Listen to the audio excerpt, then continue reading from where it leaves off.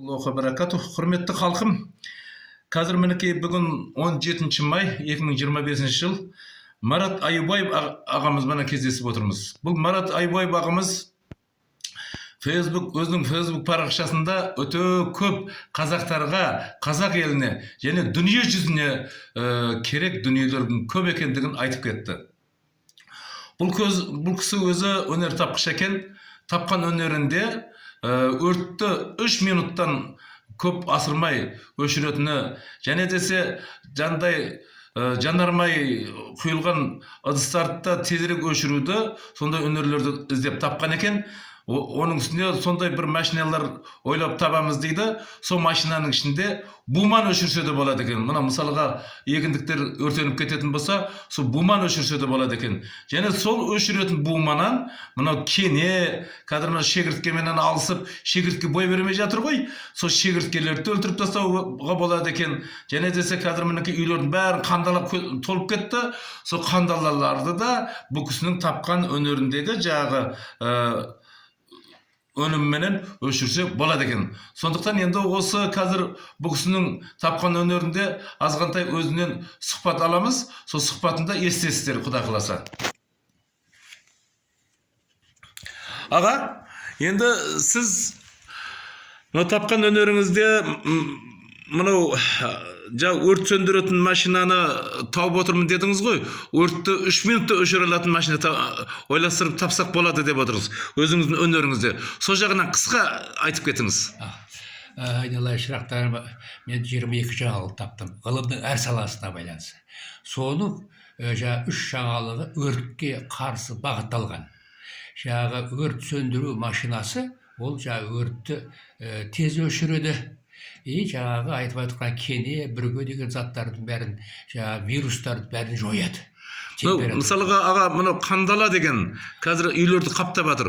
Осы қандалаға қалай болады ол? Қандала, кене, бүрге, тараған деген бәрін өлтіреді. Ал енді мына қандала дегендер, мұны бояуы бар мебельдерге кіріп кеткен ғой. Сол сіздің тапқан өнер, мынау негізбен қандаланы өлтірсе, сол мебельдердің бояуларын неғып жүрмейді ме, өшіріп жүрмейді ме? Енді ол мебельдердің бәрі температураның парымен иғады ғой. 150 градустай, 160 градустай. Ол менің білуімше одан өзгермейді. Сол үшін бұл енді өшірген кезде керекті буды бересі ғой. Оны специалистер бәрін көреді. Енді аға, мынау қазір жаңбыр болмастан көп жерлерде шегіртке қаптап кетіп жатыр Марат аға. Қазір әсіресе мынау Шардара жақта бүткіл егіндіктердің барлығын жапырып жеп кетіп жатыр. Осы шегірткеге қандай қатысы бар осы сіздің тапқан өнеріңіздің? Басқа дейді, олардың бәрі жәндік қой. Температура мынау бу машинесі 160-180 градустай бу береді температура. Сонда сол будың температурасымен барлық заттардың бәрін өлтіруге болады. Ол шегірткенің ұясы бар, басқа бар. Солардың бәрі барғаннан кейін бар, бумен өлтірген кезде бәрі өліп қалады. Енді аға, міне бір кітабыңыз турасында кішкентай қысқаша түсінік беріп кетіп едіңіз. Осы кітабыңыздың ішінде қысқа ғана айтыңыз. Өнер тапқышты өлтіру немесе заң кемшіліктері деп қойыпсыз. Сол қысқаша осы кітап турасында мағлұмат беріп кетсеңіз. Енді өзіңіз айтып кеттіңіз, 20 жылда жүрмін деп, сол жүргеннен кейін, ештеңе шыққаннан кейін кітап жаздым. Өнер тапқышты өлтіру немесе заңның кемшілігі. Мынау жаңғыз мен емес, жаңалықты тапқан өнер тапқыштардың бәрі қиналып жүр. Өздерінің жаңалықтарын іске асырамайды. Егер осы жаңалықтарды іске асырсақ, біз бүкіл жер жүзіндегі ең алдыңғы қатарлы мемлекет боламыз. Менің жаңалықтарым, менің подсчетым бойынша көптеген миллиард ақша пайда келтіреді. Егер жаңғыз мен емеспін ғой жаңалық тапқан.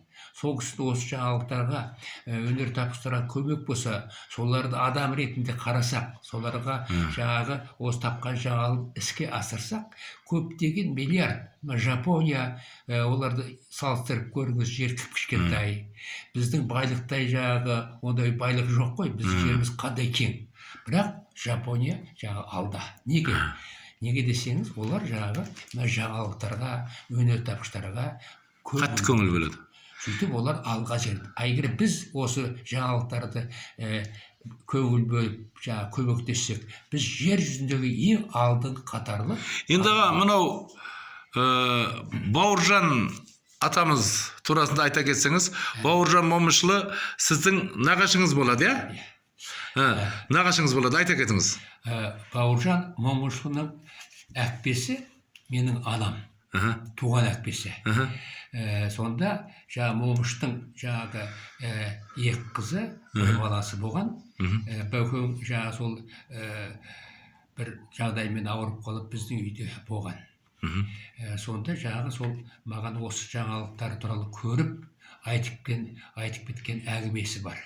Өсиет дейді ғой.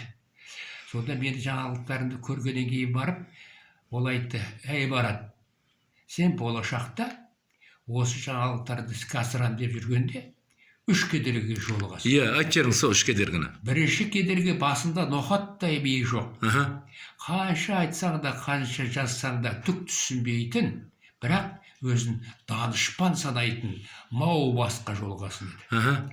Екінші кедергі жұмысты шала істейтін, еш нәрсені шешпейтін, бірақ жұмыс деген адамға кедергі жасап, аяқтан шалатын жау басқа жолығасың. Үшінші кедергі өзін өте биік санайтын, басқаларды елемейтін тау басқа жолығасың. Осы кедергі жеңіп шықпасаң, сенің ісің алға жылжымайды деді. Сол әңгіме. Енді бұл Марат ағаның мынау өнер тапқыш аға деп отырмыз ғой, тапқан өнерінің барлығы бізге қазіргі таңда жүде аудай қажет болып тұр. Енді ауыздай қажет болып тұр дегеніміз, қазіргі мынау пәтерде тұратындардың барлығын жылап құтыла алмай отырған міне біреу қандала деген бәлесі бізді жүде шаршатып біткен. Және десе міне біреу кене деген мал жайылым жерлерде жүде кене көп қой, малдардың қан сорып өлтіріп қойып жатыр. Осы кенен өлтіруге де бұл кісінің тапқан өнерінде сол ауадай қажет болып тұр. Және десе қазір шегіртке мін алысып жатыр, жаңағындай дәрі шашып жатыр, үйтіп жатыр, бүйтіп жатыр. Шегіртке ешқандай бой бермей жатыр да. Осы шегірткеге де, шегірткені өлтіріп тастауға да бұл тапқан өнерінің өте үлесі көп екен. Біз неден Facebook парақшалардан көріп қалдық, Шардарада бүткіл егілген егістіктердің бәрін шегірткелер жапырып өтіп баратқанын байқап қалдық. Соны пәлен ақша төледік, түген ақша төледік деп зареңіреп жылап отқан жас келіндерді де көрдік. Сондықтан осы өнер тапқыш ағамыздың өнерін алға өрбітіп, мен қазақпын деген, елім, жұртым деген адамдар болатын болса, осы Бауыржан ағамыздың жиені болған Марат Аюбаевтың өнерін алға өрбітетінмін дейтін сауатты кісілер болса, осы кісінің өнерін алға жылжытсақ деген ойманан осы таспаны түсіріп отырмыз. Көрсеңіздер, біздің телефон нөміріміз 8-707-726-12-61. Осы телефонға хабарласарсыздар.